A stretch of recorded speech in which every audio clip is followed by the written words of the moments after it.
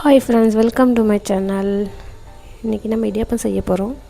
என் video first time பார்க்குறீங்கன்னா ஒரு subscribe பண்ணி அந்த பெல் பட்டனை கிளிக் பண்ணிக்கோங்க. இப்போ நம்ம 2 கப் அரிசி மாவு எடுத்துக்கிறேன். அரிசி மாவு வறுத்த மாவாக இருக்கணும். லைட்டாக சால்ட் போட்டு நல்லா மிக்ஸ் பண்ணிக்கலாம்.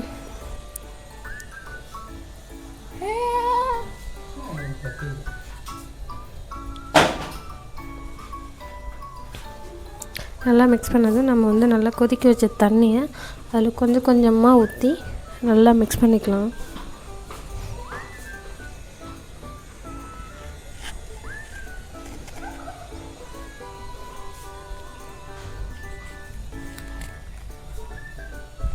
இது நான் அரிசி மாவு வீட்டிலே அரைச்சி வச்ச மாவு.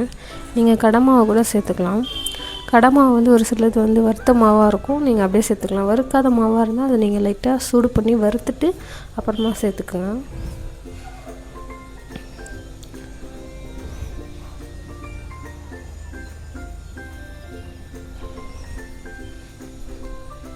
இப்போ நம்ம தேவையான அளவு நல்லா தண்ணி ஊற்றி நல்லா மிக்ஸ் பண்ணிக்கலாம்.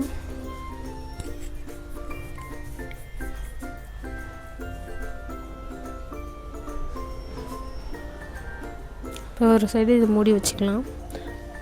இதுக்குள்ளே நம்ம ஒரு இட்லி பாத்திரத்தில் தண்ணி ஊற்றி வச்சுக்கலாம். கொதிக்கிட்டோம். நம்ம இப்போ இந்த லைட்டாக சூடாறினோன்னா இது நல்லா மிக்ஸ் பண்ணி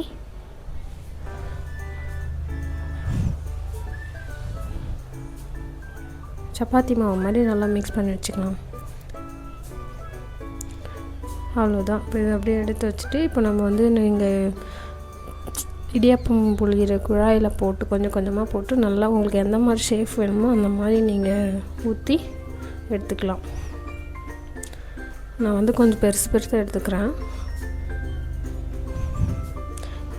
இப்போ அதை அப்படியே எடுத்து இட்லி பாத்திரத்தில் வச்சுக்கலாம். இதில் 10 to 15 மினிட்ஸ் போதும் இது வேகிறதுக்கு.